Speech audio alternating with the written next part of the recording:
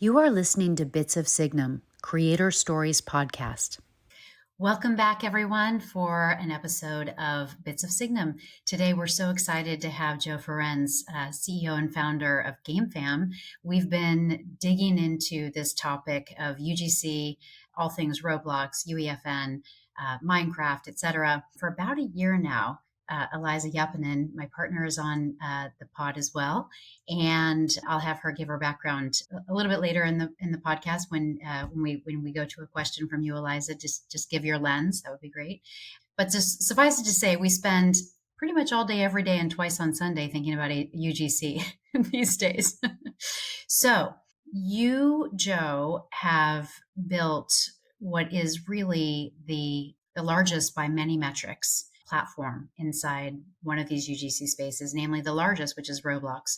Can you just give our listeners a vision of kind of, where you came from, why this made sense to you, and just describe GameFam, because a lot of people are unaware of, even Roblox. Sure, absolutely. And thank you for having me on the podcast. I started my career a little over 20 years ago, been in the pop culture space the entire time and in gaming for the last 12 or 13 years. I started actually as a graphic designer on sports licensed t-shirts and posters. I went back to business school.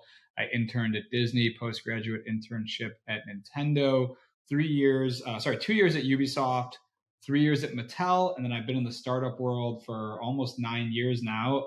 Worked on a Star Wars kids game for a while. I worked on Subway Surfers as a consultant for a year, and then I went back to Mattel, where I was consulting on Hot Wheels video game strategy, putting Hot Wheels into Microsoft's Forza franchise, into EA's Need for Speed franchise, into Epic's Rocket League, where it has the only branded arena that I believe they've ever done, or it certainly did for a long time. And it was during those years of consulting for Hot Wheels as an executive producer that I became aware of the UGC gaming space, which at the time was really just Roblox back in 2016 when I found out about it. And I was captivated and fascinated by the world of digital creativity and community that I was seeing there. And I felt it was extremely relevant to the Hot Wheels brand. And so I started to learn more about it. And as I did, I said, I think this might end up being the next big thing. And I think I was ended up being right on that prediction. So I made my first Roblox game in 2018. And I said, I don't think making one game at a time is a very good way to build a long-term Roblox business, which is what I wanted to do. Where I was at in my career is I wanted to be a leader. I wanted to run a studio. I wanted to work with global brands as partners and help them navigate this emerging space. So I started GameFam as a publishing business in 2019. We had 25 players concurrently in our first game we ever worked on. And as we sit here right now on a Thursday morning, we have 130,000 concurrent players across our portfolio, and we have multiple Roblox games in the top 25, top 50, top 100 games, multiple leaders in subgenres on Roblox in our portfolio, partnerships with Paramount, the NFL, Mattel, Crunchyroll, and Sega, among many others, a thriving advertising business across our Roblox portfolio, and a foothold and a lot of excitement for the UEFN and Fortnite space as well. It's exciting. So tell us a little bit about these creators in Roblox, and give us a sense for, the culture of Roblox, the platform itself. I think a lot of people who are new to the space, or one of the biggest misconceptions that I find, is that, everybody from Roblox, for example, is just going to run to Epic and start developing or another platform. And I'd love for you to just give us a sense for what is the essence of these Roblox creators. Roblox creators are an incredible group of generally very young people. I'm probably like the oldest Roblox creator in the world. I'll be happy to take that and award. Well, I'll tell you, I went to my first Roblox developers conference back in 2018. It was in like a hotel lobby in San Mateo, and I remember, I think there were only maybe 200 people at it or something. It was really small. And, there was a happy hour, alcohol free happy hour, right? So they had like a popcorn machine, they had like tacos, they had energy drinks, which is fine I for love me. it. I'm not a big drinker. I was perfectly happy with chicken fingers I and love it. energy drinks. And then I remember Dave's keynote, he said, okay, raise your hand if you're in high school, right? And there were like, whatever, 300 people in the room, I think.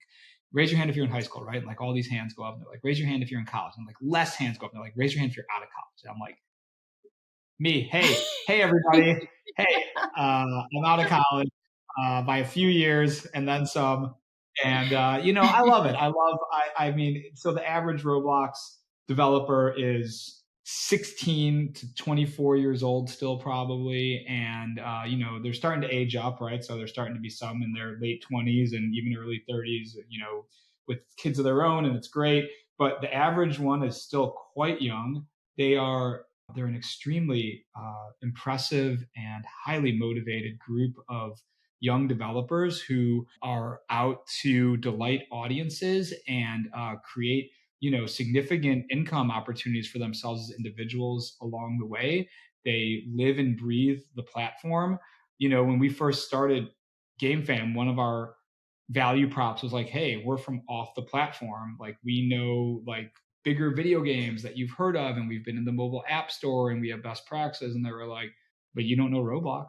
That was what they used to say, right? So they were just not Mm. impressed at all. And I think they were right, because Roblox, while there are best practices from the free to play space that do work on Roblox very effectively, there are more practices from the free to play space that don't work on Roblox at all and are in fact quite counterproductive, because this is a new platform. And, to use like a very old metaphor that I just came up with, but like, if you tried to bring electric guitars, in the early days of hip hop, they would have been like, that's not what hip hop is. It's not about electric guitars, right? And sure, there's like a one off, like Aerosmith Walk This Way, but generally speaking, it was about drums and bass. And if you would come in and say, well, I'm a rock producer or a classical music producer, would say, well, that's not hip hop. And you come to Roblox and say, well, I'm from the mobile free to play space, and say, yeah, well, that's not Roblox. It's a new medium. It's a new media.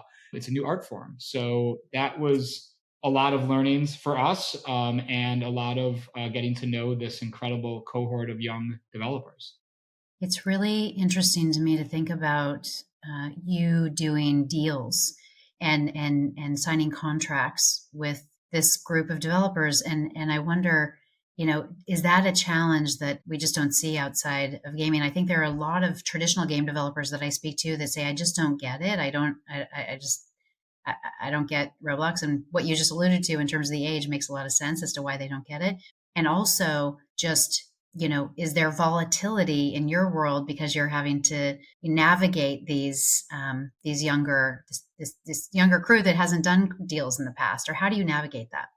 I think there's a tremendous amount of learning that we've had to do. I think part of it was very easy for us because we are very, I think, pop culture, very passionate about pop culture. We love gaming, we love YouTube, we love TikTok. So that is a very natural fit for us to be part of a community that thrives on that constant cycle of new trends and new things to joke around about and to be part of. That part was easy. I think doing deals in the space requires credibility, which we built starting very small. As I said, our first game had 25 users in it. We bought it from a 16-year-old legally. We had to get special legal counsel on how to make sure that that was done properly. But 25 and then 25 users, but then we improved monetization and we improved retention.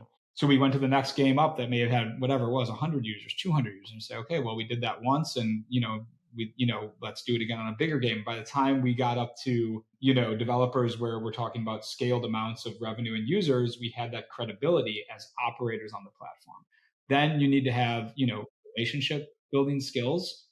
You've got to be able to get in touch. You've got to be able to get a conversation going, because you don't want it to be just transactional either. You're going to get a deal that might not be economically viable if there's not a relationship that where both parties are trying to do right by each other in the transaction. So relationship building is critical, and that really means knowing the platform and knowing the genres and being able to speak to how you want to manage the game and why you're the right people to acquire the content. And then the third part of it is deal engineering. When you're doing deals in a space where there's no norms and where there is highly inexperienced parties on the other side of the deal, you need to be very flexible and undogmatic in the approach. And you need to be very creative in terms of finding ways to meet the requirements of the other party in a way that will be economically viable for the company. So that's something that that's again suits us. We're very goal focused. We're goal focused, and the process should serve the goals. And so that mindset allows us to have a lot of intellectual flexibility and creativity in deal making. Super interesting. A lot of people are also, comparing the early days in UGC to the early days in YouTube. And when I spoke to you and when Eliza and I met with you in LA, I thought you had a really great perspective on how this is different, maybe somewhat similar and somewhat different. And then there are a lot of other platforms that are bubbling up like UEFN and everywhere. So I just love your perspective on kind of, since you have the perspective, early days of YouTube versus early days in Roblox. I think that there is a lot of similarities in that the art form and the genres are still evolving and finding their footing. If you go back to the very early days of YouTube, it was a lot of super short form clips. It was almost more like TikTok, and it was like whatever, dog on a skateboard, Charlie bit my finger. Mm-hmm. Those early videos were sometimes 1 minute to 4 minutes long. Those were the ones that we were watching back when I was working at Ubisoft in 2010. And we'd all gather around a desk and, hey, look at this funny video. And now YouTube is so much more formal, right? And much more formulaic, right? We kind of know who are the key influencers. We know what are the key types of content that drive ongoing audiences. There's tools for community management. So I think we're seeing Roblox evolve very much in that way, where if you go back a few years ago, like there were just so many random games that would pop up and be gone in 2 or 3 weeks. And that's kind of what UEFN is like right now, actually.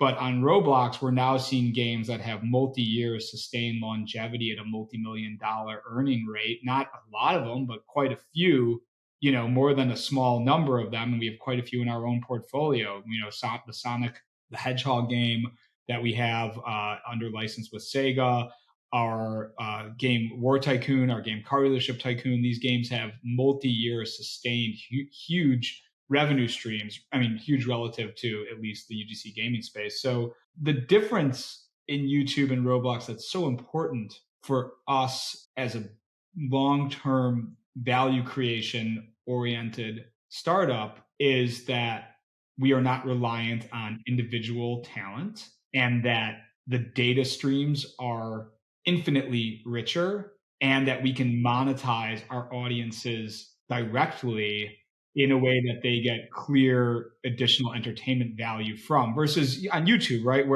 And YouTube's great. I love YouTube, but on YouTube, it's a face. You're going to have a face of the business.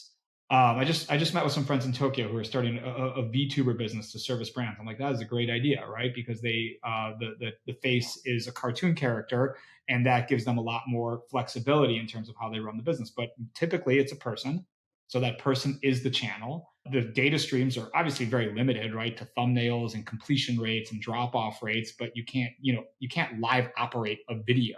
You can't optimize an individual video in real time like you can a live services game. And then 3, the monetization options for YouTubers are great, but they're pretty scoped in that you can sell merch, you can start a Patreon, and you can do ad revenue and integrations, right? Where on Roblox, we can sell anything we can think of that will make the game better. We can offer that as a value proposition and directly monetize users, and we can lift revenue per user ongoing, as we have across almost every title we've ever touched.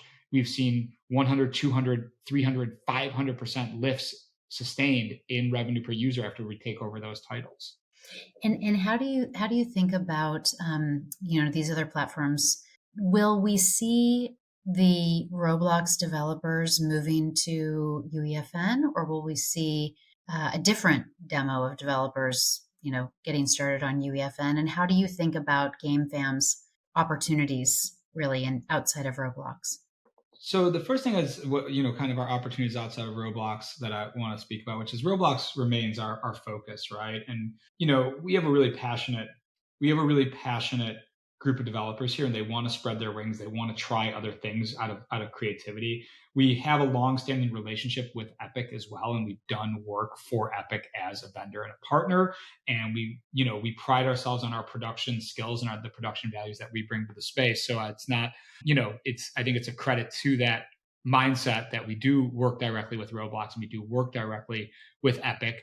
But our goal is to be where players are, and right now that's on Roblox, in a much more meaningful way. I think there's other platforms coming up. We've done a project with Dot Big Bang. We thought that was an incredible platform, voxel-based metaverse that runs in HTML5. So cool. We are working with other platforms that are looking to create their own take on the space, like Build a Rocket Boy and Everywhere, who is an incredible organization with some of the most player focused mindset that I think we've seen in the space. So there's a lot going on, and we enjoy being part of all of it. But our focus is certainly on Roblox, where that's where the business is today, and I I mean, they expect just that's where they're going to be for the next few years as well. Yeah, that makes a lot of sense. They just reported earnings, 70, I think it was 71.5 million DAUs. The latest time spent numbers are multiples TikTok. That is a data point that we speak about a lot. We've been Yep. calling Roblox the new mall because it's different than traditional gaming, and it's hard, I think, sometimes for people in the traditional gaming space to get their head around it because it's different. But would just love to hear why you think this is happening. How would you explain this time spent? Well, I think that what a lot of people who didn't necessarily grow up during what has really become a golden age of video games that just keeps getting more golden, so to speak, is that games are a much more stimulating and engaging form of entertainment than passive media. And I think everyone, yes, we like to be, and passive media is great. I love watching shows, right? But I think everyone knows that, games can be incredibly compelling to spend tens of hours on. Usually if you try to binge watch a show, at least in my experience, eventually you'll fall asleep. But people stay up all night playing multiplayer games or trying to grind out that next quest in a game like Breath of the Wild or Tears of the Kingdom. They just can't wait to get that next kind of hit of dopamine that you get from gaming in a healthy way, hopefully. And so I think that as this generation of young people has grown up with their iPhones and their Android devices, gaming from the moment they can move their fingers across the screen, that is where Gen Alpha and Gen Z are spending their time socializing. And then once they're there socializing, they get drawn into ongoing game loops and progression and the stimulation that provides. And I love TikTok. I go on TikTok every day. But after, 15, 20 minutes of TikTok, I think a lot of times you just kind of, you get a little burnt out. Like you want to move on to something else. Where gaming, there's just always something next to do it. It's a much more, gaming provides a feeling of productivity that passive media doesn't provide. And I think that feeling of productivity leads to these longer sessions. I have to say that I just recently got into Roblox myself, and one of the things that really stood out to me was I played with my son for a little bit in the same room, and it was just, that's something you don't get. I see the TikTok, I see the social media references. They all seem like absolutely clear as day to me how this is like an evolution of the way that social media and media consumption is going. But the kicker is the social side. The fact that we are both there talking about whatever weird things that are going on in the game. We actually were playing the what was it, the Crazy Wizard game? Or something, the one where you just make magic Wacky potions. Wizards? Wacky Wizards. Yeah, Wacky Wizards. That's right. Wacky Wizards.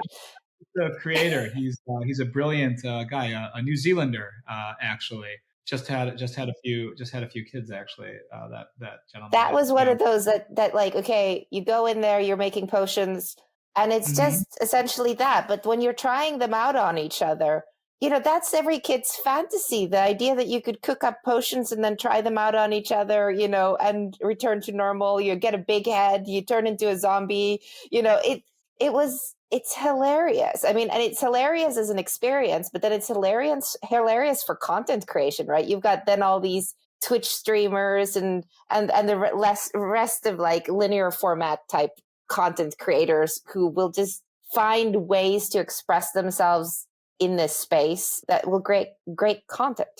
Yeah, I think I could soliloquize for hours and hours about the differences between, narrative, social, and gaming media.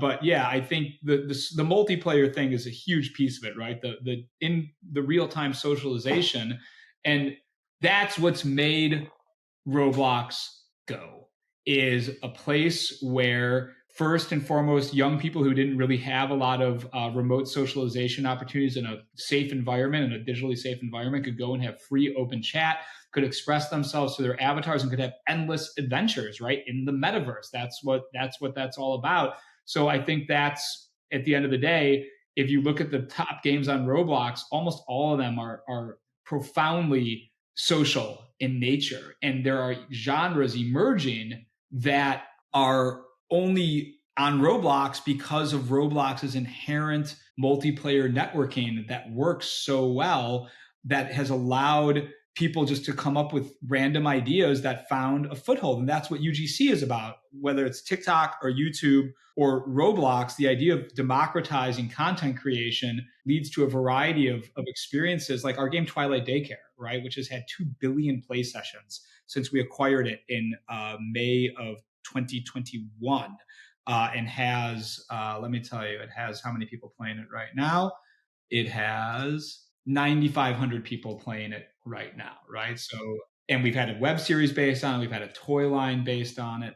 In that game, you come in and you play as a caretaker or a baby. And if you're a baby, you have needs. And if you're a caretaker, you find a random baby and you take care of their needs. But it's all players. There's no computer people. There's no NPCs in the game. Love that. Would any video game company have ever made something like this? No.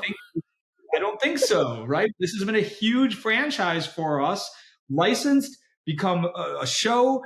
We've sold in millions of dollars of brand integrations into it to promote brands that want to reach that demo. And it's delightful. It's delightful. It's wholesome. It's great. And we recently put in a update where you can be in, this is going to sound crazy, but it's fantastic. You can be an unborn baby inside of another player. So wow. with another player. And, some people are like, I don't know, that doesn't sound... I think it sounds hilarious. Right? And I mean, it's fantastic. Right. Yeah, I said people are going to love it. That's our job, is to delight people in any technical and legal ways. And I think this definitely meets that bill. And it was huge. It was absolutely massive. It actually I'm sure back to the lull it was having. When you run a game for 2.5 years, you need new ideas all the time. We ship content in Twilight Daycare once every 1 to 2 weeks. We need new ideas. So it's amazing, to come up with new ideas over and over again. But again, it's that multiplayer, right? It's that idea of like, oh, I can be the baby inside of another player's belly and be looking through their camera. It's just so that's cool. Yeah. Yeah, and you mentioned brands. Like, how would you then what? Like, you guys have done deals with the NFL, Mattel, Warner, a lot of big brands. I just am picturing you saying, so one of the players is an unborn baby, and the other one, and NFL's like, I'm in. Is that how it went down, Joe? Is that what happened? Super Bowl campaign inside of Twilight Daycare right now as we speak. So we just have been working with our partners at Paramount on the NFL on a suite of integrations to promote Paramount properties and promote the NFL to this Gen Z and Gen Alpha audience, this is where you need to reach them, is on Roblox and on TikTok. We have the Roblox inventory. So if you want to reach Gen Zs and Gen Alphas on Roblox, come talk to me. But that is exactly where we have the NFL right now, is inside of Twilight Daycare. And that's amazing. I love it. Look, there were a lot of creative considerations to make sure that went over properly. And we're very attuned to making sure that things are appropriate for the audience, and that could not cause any kind of social or political strife within the platform. That's extremely important to us. And so, for example, when you're not assigned to a mother or someone who's going to be pregnant with you, you're a stork and you fly around the world looking for someone to decide to pair up with as the baby. So we make really thoughtful, creative choices to make sure that this stuff is as charming and delightful as it sounds, and doesn't veer into some dystopian, darker place. which the internet is so good at doing, nonetheless, for you once you're venturing into these spaces. Yes. The business mechanics in place that are inherent to like the platform, and why Roblox is beating out the others' tool sets. Right. So, I mean, to be extremely reductive and obvious about it, time is Roblox's single biggest advantage, I would have to say. I mean, sure, they're brilliant. Dave Baszucki is a technological genius, and he's staffed up around himself with other brilliant, passionate technologists and business people. But at the end of the day, Roblox has been doing this since like 2005, I think, is when they got started, 2006, something like that. So and they've been laser focused on this being a UGC gaming platform since they started. So that is a huge first mover advantage that Epic is now using their considerable resources and own incredible talents to now, catch up to. I don't think they're currently in direct competition. And I think Big Bang and Everywhere and all these other platforms, they're all playing in the same space. They all need to find their segment that they can serve with this type of kind of UGC gaming content, which is very analogous to how TikTok and YouTube and Instagram stories and snaps fit within the larger media environment that those platforms came into, and very analogous, in my opinion, to how streaming platforms are competing with each other and with Netflix, which for a long time was the only streaming game in town. So I think that a lot of the market dynamics that we've seen in the online video space are likely to play themselves out in similar ways in the UGC gaming space over the next 5 to 10 years. But Roblox has been in a great position as a singular force of nature in this space, and they continue to press their advantage. And I think the future is very bright for Roblox, but I also think there are going to be other players who come in and maybe not even eat up market share from Roblox, but eat up market share from other legacy gaming platforms. Yeah, that was, that's been my take on UEFN. The closer I get to it, we're extremely excited about Epic, and full disclosure, we're investors. And we are passionate about the Unreal Engine and the power that can have and the flywheel that Epic has. Having said that, when Disney invests in Epic, it just feels like something totally different, and I'm excited about it. And I think that one can imagine, after seeing Lego and then you go to a vision of what a Disney Epic deal could be, and I think it's a huge feather in their cap, and I'm very excited about it. But it just feels like something totally different than Roblox. I'd love to hear your perspective, by the way, since you also worked at Disney, on that news last night, and then just give me a sense as to whether or not you agree or disagree with the way these platforms are kind of developing. I think that given what we saw with Lego and how that deal has played out between Lego and Epic, I think of all the options Disney could have to deploy that amount of money to create value for the Disney corporation, the Disney IPs, I mean, it seems like that is just a rock solid option. I think that versus buying Electronic Arts. It was hard to see the value creation opportunity there, in my opinion. I'm sure there is one, but it requires a humongous amount of things to go right. Trying to make your own game and staff your own studio with $1.5 billion.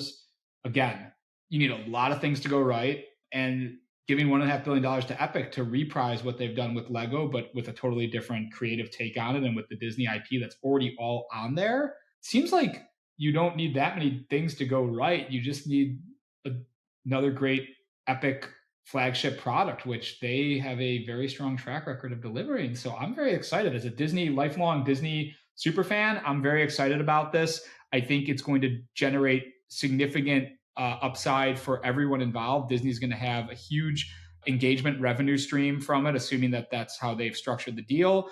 Fortnite's going to get an enormous marketing advantage versus other platforms with this Disney, statement. And once they go back onto mobile, which obviously is kind of already in progress with Epic, this is going to be an enormous lever to draw in that younger demographic back into Fortnite in a way they've never had a place before.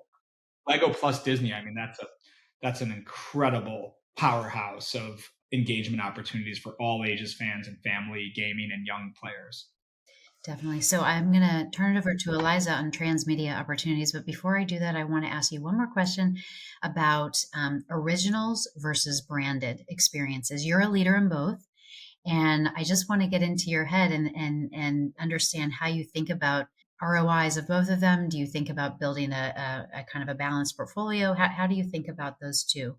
We are pretty committed to using our internal development resources to create kind of what we call world-class games for world-class IPs. That is where I think we need to play as a business that's looking to create a long-term portfolio of top games that stand out and that are able to attract users inside of these very noisy platforms. And at the same time, we're always looking to acquire original content from existing native developers that has found a foothold and that needs our value adds across the live services competencies that we have as a company. So that's how we think about the space. I think original IP in these spaces is indescribably competitive right now. And that for us, we need to focus on what our competencies are, which is world-class production values and knowing how to translate existing top world's most popular IPs, characters, and worlds into these spaces. That's a niche that we are uniquely skilled at and something we're incredibly passionate about. So that's where we're focusing most of our original development resources at this time. Yes, I mean, so transmedia wise, that's definitely my favorite lens, having been in music and gaming and animation. How do you, because honestly, the pushback that I've felt throughout the industry is always that we have such secular industries. Do you feel that Roblox and UEFN and this space is maybe going to pull things together for the first time in a meaningful way, especially since we're seeing so many, popular games that have come from Steam. They've come from, like AAA console games, even mobile Angry Birds, that have been translated into TV series. And of course, you have your own Twilight Daycare transmedia story. What's your take on this? I think that I think transmedia is still an incredibly relevant and important part of the entertainment landscape. I think that we know, for example, the Spider-Man franchise on PlayStation, right? Or for example, the fact that, Sonic is the number one branded game of all time on Roblox and Barbie is the number 6 branded game of all time on Roblox. And those are both games that we made in our internal studio. So I think that these platforms are critical from a transmedia perspective in that brands and IPs need to be on these platforms. First of all, from a pure business perspective, to maintain relevance. Second of all, to start to experiment with revenue generation, which is going to continue to grow over the coming years as the audience grows and as the economics of the platforms shift. And 3, because, this is where fans are creating their own content as well. And so those things create this kind of transmedia maelstrom where, or more of a vortex, I guess, that brands and IPs are being sucked into these platforms where they need to make a statement. And how to coordinate that across a franchise. I mean, I think that in a lot of ways we're in a post meta modern era, right? It's the metaverse. So I think transmedia has evolved from being this very organized, very strategic minded franchise management plan where things all talk to each other and things are all interconnected back to these main line stories, to kind of like more like comic books were when I was growing up, where you had 6 different Batman titles all going at the same time and they didn't necessarily have anything to do with each other. And you had Batman one-offs, on top of that. I mean, you had like, the Dark Knight, and you had you had the Arkham franchise, and you had Justice League, and Batman's appearing in all of these things. And then Batman's appearing in one-offs like Gotham by Gaslight. I'm a big Batman fan, as you can tell. So my point is that I think that's, if you look at that as a bit of a microcosm for how IPs need to exist across platforms today, though, is that they need to have credibility, and there needs to be like a driving platform. Like for Avengers, it's the film franchise, right? That's the foundation. And now how do you riff off that foundation to make the brand exciting, relevant, and delightful to different audiences on different platforms from there? I think, and Roblox and Fortnite and the metaverse space is going to be the most important platform for these IPs outside of their driving platform soon enough, if it's not already. Excellent. I couldn't agree more. I went on a little tangent there. No, I love it. I love it. By the way, I was playing Barbie Dreamhouse Tycoon because I wanted to find out if I actually, what made me want to play it is I watched on HGTV Barbie Dreamhouse, the battle. And I was thinking, because Eliza and I are always talking about transmedia, I was thinking, oh, wait, maybe there's a transmedia opportunity here. Like maybe there could be some sort of a competition for building houses. And I want to ask Joe about that. Like, that's a really cool game, by the way. I thought it was a lot of fun. But do you think about those kind of things of like bringing in competition and events? And sorry, go ahead. I mean, it had over 100 million sessions at a 15-minute average session length in its first 6 months in the market, Wow. So that's just a huge amount of additional engagement that the Barbie brand is getting. And for us, I think it's a perfect example of what the philosophy I was just espousing, which is we looked at the Barbie brand, we looked at the Roblox platform. A lot of people would have said make a Barbie dress-up game or make a Barbie social virtual world. And both of those would be good ideas, by the way. But those genres are very, very competitive and difficult to gain a foothold in. And we said, where does Barbie have something truly unique? What is the most iconic thing of Barbie beyond, what they call, right, stereotypical Barbie, the blonde hair and the pink outfit, right? That's an asset. What's the next? And there's no real character-based games on these platforms, right? Characters don't drive games. There's not a lot of narrative right now. So Barbie, stereotypical Barbie is one asset. What's the next asset in the Barbie brand that matters? To us, we believed it was the dream house. I was going to say weird Barbie. Just kidding. Weird Barbie. I love weird Barbie. I love Kate McKinnon. But I know, me too. In and out of costume, she's a hilarious entertainer. So we say, okay, that's a great genre. That the mansion tycoon genre is a great genre, and Barbie has the best mansion. That is where Barbie has a right to win. And we were right. And Sonic was the same thing. With Sonic, we said there's a genre called speed simulators on Roblox, a subgenre. So who's the fastest, who's the fastest character in gaming? It's Sonic. So speed simulator and Sonic, right? There could have been a number of other different ways to think about that. We could have made a racing game or whatever, but that's not where the market is. That's not where the audience was. And that's not where Sonic was going to win on Roblox. So that's very important to us from a transmedia standpoint is what are the brand, we're brand strategists. We're brand people here. We're steeped in that in our careers at the leadership level. We look at a brand and we look at where can it win? And then we, make the highest quality games in the field to deliver against that. That's what we just did with SpongeBob. That game's off to a fantastic start as well. Awesome. That's great to hear. So one last question, and this is going to seem totally random, but I an investor mentioned to me, okay, I think I understand Roblox, but why is everything a tycoon? Why is it a tycoon this, tycoon that? Can you just give our listeners a sense for why we've got car dealership tycoon, we got dream house tycoon? Uh-huh. I think tycoon really just means like a building game on Roblox, where like tycoon. So genres on Roblox are a bit of their own slang, I would say. And so what you would see as a simulator on Steam is very different than what a simulator means on Roblox. What you'd see as a tycoon on Steam, very different than what a tycoon is on Roblox. So tycoons on Roblox are really about building and building, you follow Minecraft or Fortnite. I mean, these are the two most popular games with Gen Z and Gen Alpha by far, the two most popular individual titles, right? So what is common to both of those? Building, right? People love building things in games. If you look at, even in the indie space, if you look at Stardew Valley or you look at the survival crafting space, it's always about resources and building. That is something players just love doing in video games. So that's what the tycoon genre is about.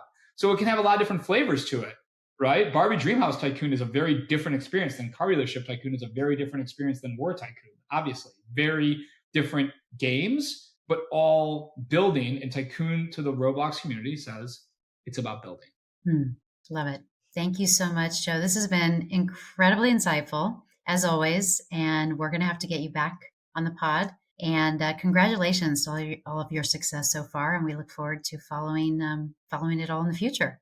Thank you. Great questions, and thank you so much for having me on. Great. Thank you. Thanks a lot. Bye.